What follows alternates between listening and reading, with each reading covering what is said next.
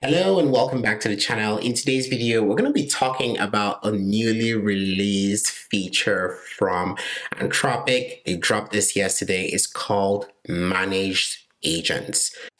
All right, so what are managed agents and how do they differ from other agentic tooling that Anthropic has released in the past? So I'm going to start by kind of explaining what this means, how I understand it. We're going to take a look at an example as well so you can see what it really looks like and how to use it. We're going to be using it inside the actual console itself because they've made it possible for you to be able to use it in there. There is also an API reference documentation, which we'll quickly skim through. In another video, I'm going to be going through how to use the API to build something out. So let's talk about managed agents. What are they? Managed agents are an offering that allows Anthropic to provide you with infrastructure to run your agents. Now, what they've said here is that they are basically pre-built configurable agent harnesses that runs within Anthropic's own managed infrastructure. And they say it's best for long-running tasks or asynchronous work. And they kind of try to give you kind of an explanation of the difference between the messages API, which is sort of how you be using Anthropic if you're using it via API today, compared to like the Claude Managed Agents. So for APIs, just basically, you hit a prompt, you hit the messages API, it returns some kind of response, which can be either a synchronous response or it could be a streamed back response. Now for Claude Managed Agents, on the other hand, the infrastructure that is actually running the agent itself is managed on your behalf by Anthropic. So you're not necessarily having to deal with hosting, which means that this is going to make it super easy for you as someone who's building these agents to build and host them without ever having to worry about that piece. Now we're going to go over and sort of figure out a few things about the core concepts here.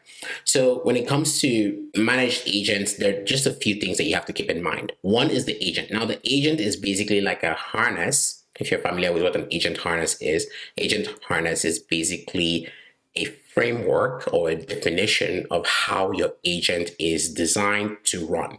So in this particular agent harness, it's comprised of a model. So this can be Sonnet or Opus or Haiku, a system prompt, a set of tools. Those tools can be MCP servers as well, and then skills. So that's what an agent is comprised of. Now I'll show you very, very shortly what that looks like, the definition of an agent, because you can define this in YAML format or in JSON format. They define what the agent looks like, and I'm going to show you that very, very shortly. And then you have the concept of an environment, right? So this is the cloud environment where your agent is going to be running. Think about it like a computer, right? So basically a computer or some compute service that your agent is going to be running in. Anthropic is responsible for this. All you need to do is to create that environment and they provision you that instance where your agent is going to be running. Now, typically when you're building any application, this is where your packages live. So this is where if you're using something like Python, this is where all of your Python packages are, right? Your pip packages.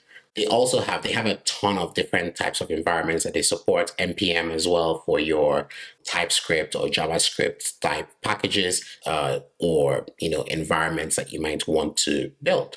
So basically they call it a container template. So Python, TypeScript, whatever it might be, right? It could be any of those type of pieces. Now, within your environment, you can define what the network access looks like. So you can lock it down, you can keep it open, all those types of things. Now, once you're done building your agent and deploying it into an environment, you get to interact with this agent through a session, right? So that's what a session is. So a running agent instance within an environment performing a specific task and generating outputs, right? So you could start a session with your agent within that environment. So that's what a session is. And then you have events. And events are basically messages that are exchanged between your application and the agent. So this would be user messages, that's an event. A response back, that's an event. A tool call, a tool response, all these types of things. That's basically what this looks like. Way to build an agent without having to worry about all of that stuff. Now it talks about how it works. You create an agent, you create an environment, you start a session, you send events and stream them back, and that's what you can do. Now, all of this can be done via API, and you could just sort of go deeper and look at the API to see what that looks like. We're just going to hop into the Claude platform itself to build our own agent. Now, I've been working on a particular agent right here, but I'm just going to show you exactly how to start from scratch to build your own agent. So what we're going to do right here, we're going to go back to Quick Start. Just going to go to Manage Agent. So you're going to see the section, there's going to be Managed Agent in your Claude Console. So if you go to platform.claude.com, you're going to see Managed Agent. So this was just recently released. And under Managed Agents, you're going to see a Quick Start, which is where you could start. And they've provided a few options or templates that you could start with. You could see all the agents that you've been building. So these are all the agents I've built over the past day since it came out. You could see the sessions that you're having. So every time you're sort of going through sessions, you could see it right here. Now, I think one of the things I failed to actually mention to you is that one of the reasons Anthropic has built this is also for you to have that observability. So you can come in here and see, okay, here are my agents that are running. This one was running 28 minutes ago. What does that look like? So, okay, I can see, the different turns, right? The different events that were happening within this particular agent. User had a question and there was a response back from the agent. There was a tool call, agent tool, and so on and so forth until a response came back. And you can sort of see what the output looks like. And this sort of gives you a good sense of kind of looking at what's going on. And you can see the debug tool as well. So you can see, sort of trace what's happening at each turn. So you can see right here, as I go through each of these events, you could see the actual input output that is going on. So this is mainly for enterprises, right? They're looking to sort of see what's going on as they sort of deploy these agents. You have the concept of environment. So as you can see here, I have my environment. So these are all cloud environments. Most of them are like Python environments. You can create them. And then there's a credential vault, which is where you want to store all of your tokens. So this is where I've stored my Supabase token, my Slack token, and so on and so forth. So I'm going to kind of walk you through how a lot of these things work. So I think the very first thing you want to think about is like, what agent do we want to build? Now I want to think about an agent.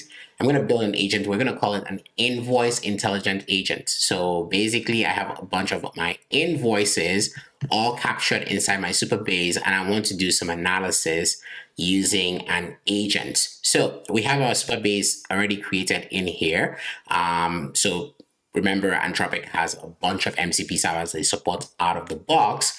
So the first thing you want to do is you go into your credentials. So let's say we're creating the Supabase credential. All you need to do is go in here, and under this, you would see all the various MCP servers they have, including a custom server. If you have a custom MCP server, you can simply add that. In my case, I'm using Supabase. So all I needed to do was just add Supabase. And then all I did was to add my personal access token in here. And that was it. My token was in there, right? You can do the same thing for any other thing that you want to support. So this means that now I have access to the Supabase MCP. I can interact with my Supabase tables, right? So for my agent, that's all it's going to need. It's going to just need access to that invoice table, and we're going to go ahead and spin up the agent. That's actually all that we need. Now you can also spin up an environment. So let's just call this environment Invoice Intelligence, and we're going to go ahead and create it. And right here we have this in here. And then you can decide what you want to do here in terms of packages. So you choose a package manager. If you want to install new packages, if it's pip, for instance, let's say you wanted to install, a pip package. Let's say you wanted to install, say, .env, you add .env right here, and you can add all the different packages you want. All right, so, and also any other metadata that you want to capture, you can just capture as a custom key value pair. So let's go ahead and save our environment. And now we want to go ahead and create a new agent. Now, if you're creating an agent like right here, you see there's an option of creating an agent like this. All right, now, so let's go ahead and create an agent. Now, to create an agent there, the fastest way to create an agent is just go into your Quickstart and create the agent. But if you kind of know what agent you're trying to create and you've already sort of thought through it, maybe outside of here, you can come in here and write your system prompt, the name of your agent, a description of what your agent does, what model you want it to use, the system prompt, and then you can define your MCP servers and tools right here, as well as your skills. Or you can also use a template, by the way, right? Another way is that you could use a template and so on and so forth. Or you can just basically provide it with what you want your agent to look like right here. Okay, now I'm going to go into the quick start. So here, we're just going to say, I want to create an agent for Invoice Intelligence. This agent will connect to my Supabase database with the following details. Project ID, accounting, schema is accounting, and the table is invoices. So I'll go ahead and tell it this. And now it's going to walk me through like a step-by-step. So as you can see here, it's giving the invoice a name, Invoice Intelligence Agent. It's giving you the description, an invoice agent that connects to a Supabase database to query, analyze, and reconcile invoices from the accounting schema. So it gives the model, it talks about what needs to happen, and, you know, kind of appends the MCP server. So you can see right here, it's appended the MCP server, it has appended the Supabase MCP server. And all I need to do is just go ahead and create this agent. Now you can continue refining the agent, adding more stuff as you kind of go along the way. That is completely fine. So now my agent is created. It's now asking me to create an environment. Now keep in mind, right? Like I said earlier on, you could do this in the console. You could also build this agent completely in code using these APIs. So here you could see that this is basically a post to the endpoints / agent which created this agent, right?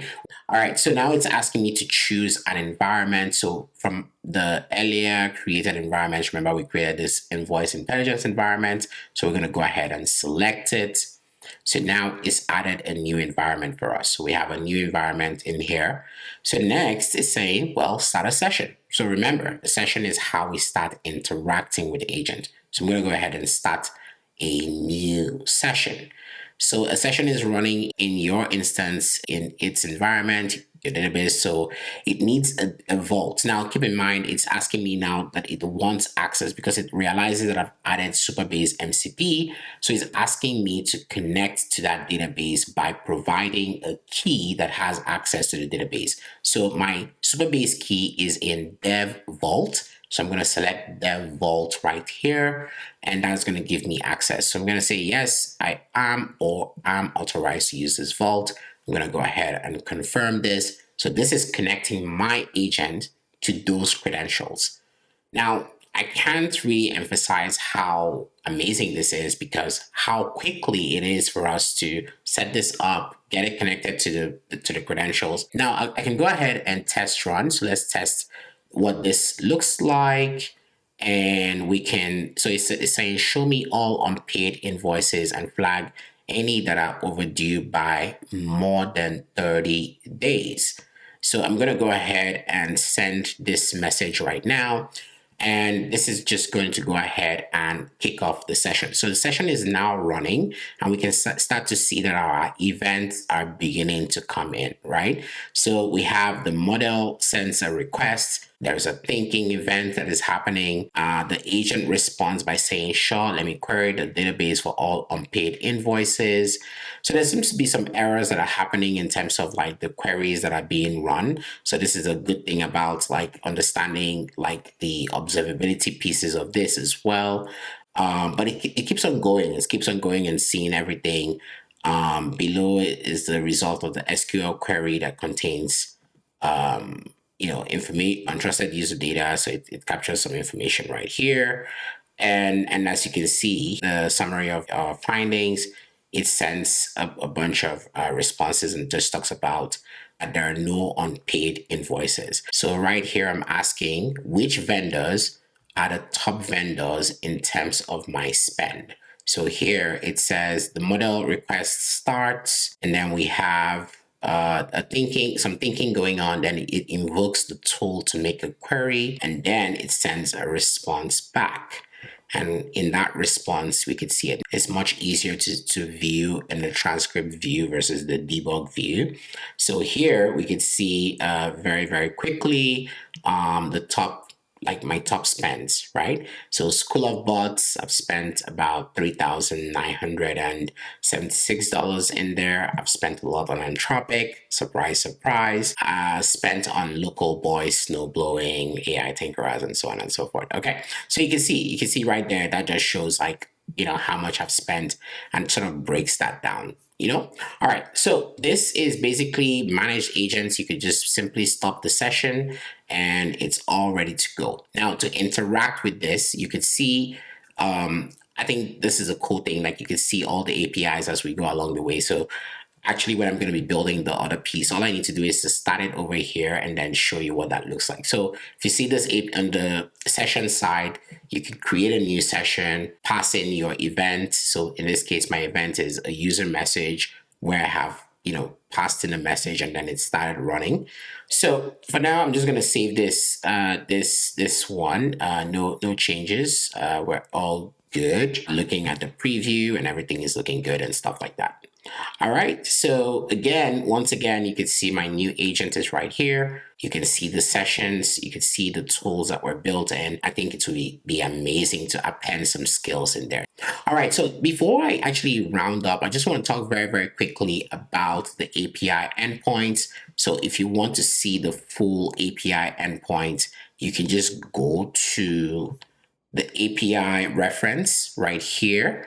I'm going to drop a link to all the documentation in the description of this particular video so you can check them out. So here you can see all the various API endpoints we're talking about, starting with agents. So here you could create an agent, you can list out the existing agents you have, you can get a specific agent, you can update the agents, and then you can see the different agent versions as well. You can create an environment, list environments, get environments. So basically the full CRUD for operations for these types of things.